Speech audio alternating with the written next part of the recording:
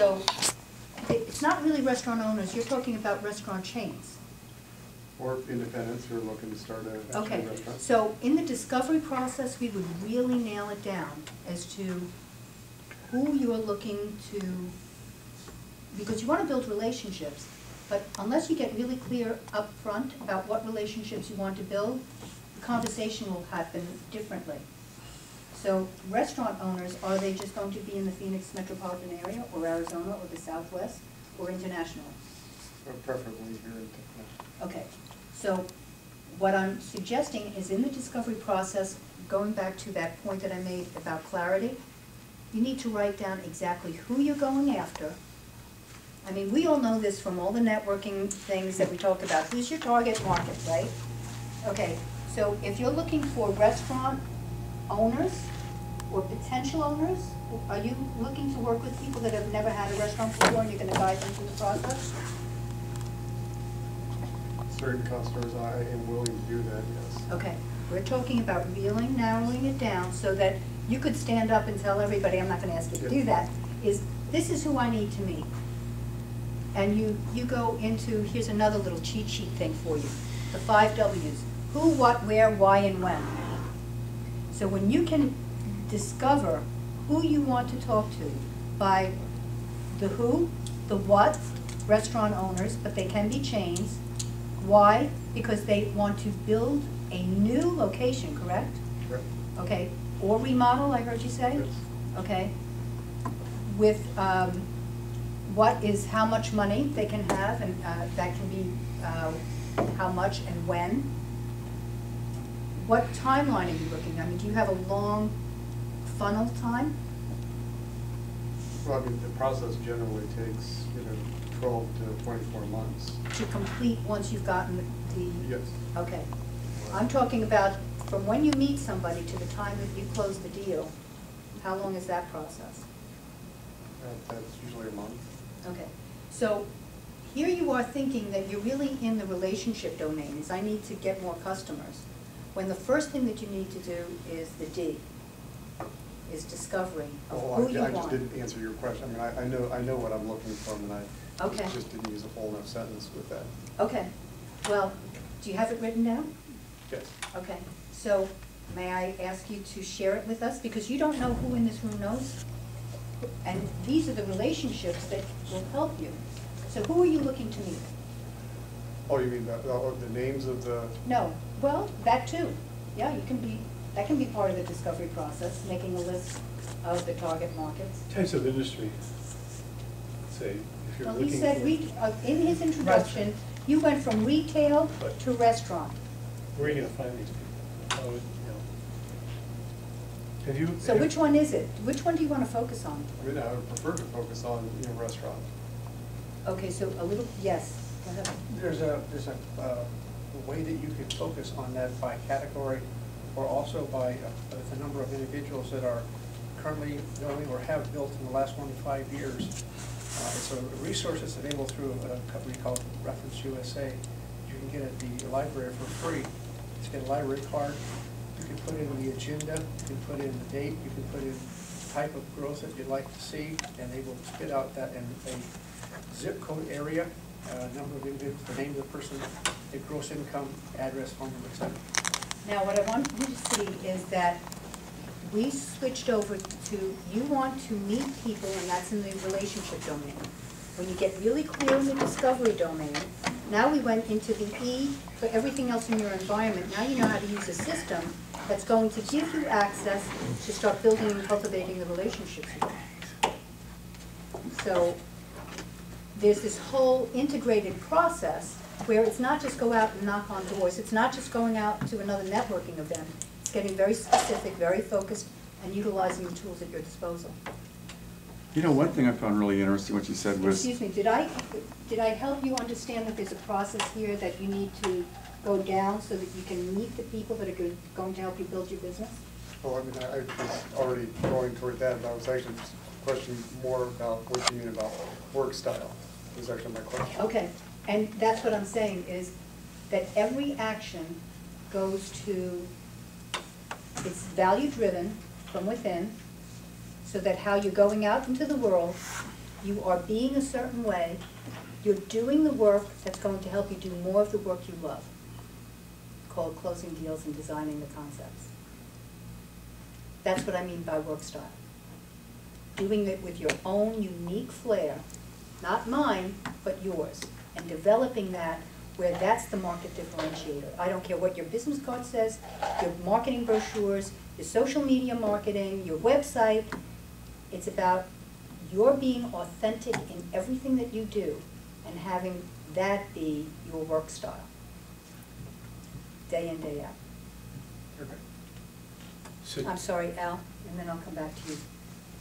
Well, what I found really interesting in one of the comments that you said was about that the way that you were grew up and all the different things that you learned growing up can prevent you from succeeding. Mm-hmm. I'm just curious if you could just share a little bit more on that. I'll speak for myself and then I'll pose the question to others. I was supposed to be married with 2 kids behind a white picket fence. That's how I was raised. And when I found, because I was such a smart ass and quit college and, and I got married, but the husband changed his mind. Once we didn't have common values, we went separate ways. So once I had to make a life on my own and I had to earn my own living and not depend on a man, the rules changed. And I started to make them up as I go. Now I do them consciously because I'm going back into that deep process. So those of you who have kids, are you inviting them to think about what drives and motivates them? Are you doing that with your employees? Are you asking them, what would work here? What is your frustration with this system? What do you suggest? Are you asking them to contribute their own smarts?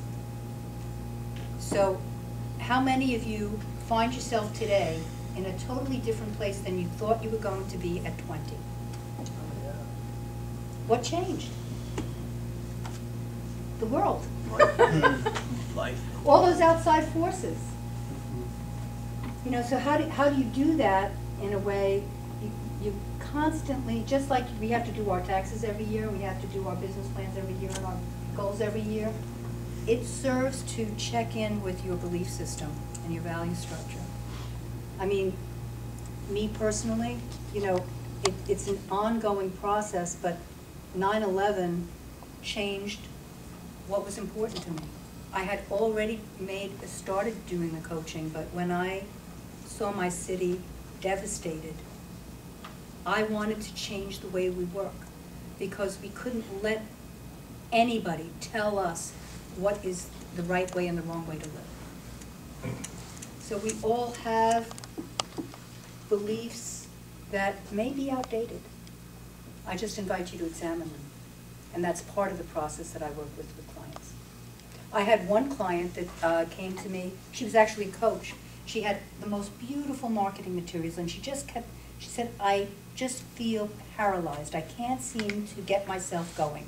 She had hired a marketing coach. She did this beautiful stuff. She had all the products made. She really invested heavily in herself. And she said, but I'm paralyzed. I can't seem to get myself motivated. So as we examined her belief system, and it's a very fascinating process, she's telling me, well, I'm asking her in the discovery process, well, who is your target client? She said, I really want to go after big corporations. They're the ones with the money. They're the ones that need my help. Fine, now we're going into the belief thing, still in the discovery process. And totally separate conversation, she says, well, my parents were teachers, and they don't understand my going after corporations, because corporations chew you up and spit you out. Now here she's holding these 2 beliefs. She wants to get the money in the business from these corporations who are going to chew her up and spit her out. Why was she finding her? She was stuck. She had to pick the beliefs that she really wanted to, and as human beings we have that ability. We can choose what to believe. So we all do it. It's just that unexamined life that gets us stuck. Carmel. Oh, I'm sorry. Go ahead. No, you go ahead. No, I just think Your discussion today reminds me of what Shakespeare once said, reach for the stars, or what is a heaven for? Yes, yes. And there's another one, I forget who said this one, is reach for the stars. If you miss, you'll hit the moon. That's right. Yes. How do you help get yourself, when you're not in your comfort level, and to push yourself past that? It's the dream. Because you know you have to get what to get where you're gonna go. It's a great question, and I teach all of my clients a tool that I call the personal statement. It's not an affirmation. An affirmation is where you want to change your mind about something. This personal statement is it's a declaration of the essential truth of who you be. Going to that be, do have. It's a structure that says, I am a, then there's 3 adjectives, and then a noun. And 3 adjectives are descriptors, adjectives describing who you are before you do anything. It's the essential truth, the beingness of you as a human being on this planet. The noun is, we're very limited in this language. You can be a man, a woman, a person, a spirit, a soul, an individual, anything that isn't about the doingness. So I help my clients create that tool for themselves so that when you're facing something where you're going to step out of your comfort zone, this becomes your mantra. You are remembering who you are as a human being. So regardless of the outcome, that you are that. Whether you get the deal or you don't. That when you're in, say, what's the most challenging time that you would be out of your comfort zone? Well, it kind of goes back like where you're talking about the way that you were raised. So like with Edward Jones, when I'm working with, you know, I need to find people that have money. Mm-hmm. But I'm from a blue collar family. Ah, okay. So we could talk about your personal statement, and when are you most stressed? When do you feel your body telling you, God, I don't want to do this? At what point? When you're picking up the phone and meeting them in person? Probably more picking up the phone. Okay. And so have you designed a script for yourself? Yeah, we have that. Okay, so they've helped you with that. So it's really, this is a perfect example. It's just doing it. So here she's gotten the training from Jones. It's just the doing of it, but go back to that be, do, have.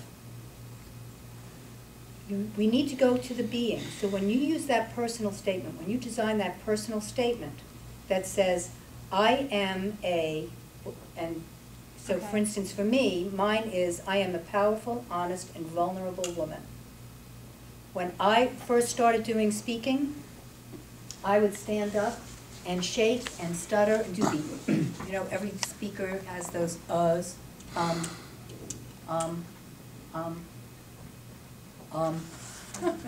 hated that. But when I could remind myself of who I was, that I was a powerful, honest, and vulnerable human being, a woman, I could rally my own internal strength and then move forward. It's a very powerful tool, and we can talk about it later on. Okay. So, You know, stepping out of your comfort zone, it's something, if you're not in your comfort zone, I wouldn't be doing it. And I know Edward Jones is big on cold calling. Cold calling as a salesperson was when I have never done it. I won't work for anybody that wants me to, because I've adapted over the 26 years that I was in business, a different strategy, and that was customer service, and also going out and meeting people, whether it be at a church function, picnics, other people's company picnics and stuff like that, getting people to know what you do, you introduce yourself, you talk about your business, it'll come around to you. But over 26 years of doing that, I've never made a cold call in my life. Well, that's kind of what we do now. We don't really do cold calls. Everyone we call is someone we've met. Yeah. Well, it's like walking up to the door though and ringing the doorbell. Yeah. You know, that's pretty much a cold call. Well, that part, yeah, that is. I've done cold calling in my life where you dial for dollars. Yeah. it still I didn't know about this tool back then, but when you can remember who you are and let your authentic self come through the phone, people, here's another one of my favorite phrases, people will forget what you do, they'll forget what you said, but they will never forget how you made them feel. And if you can make them feel that you really care about them and that you are the unique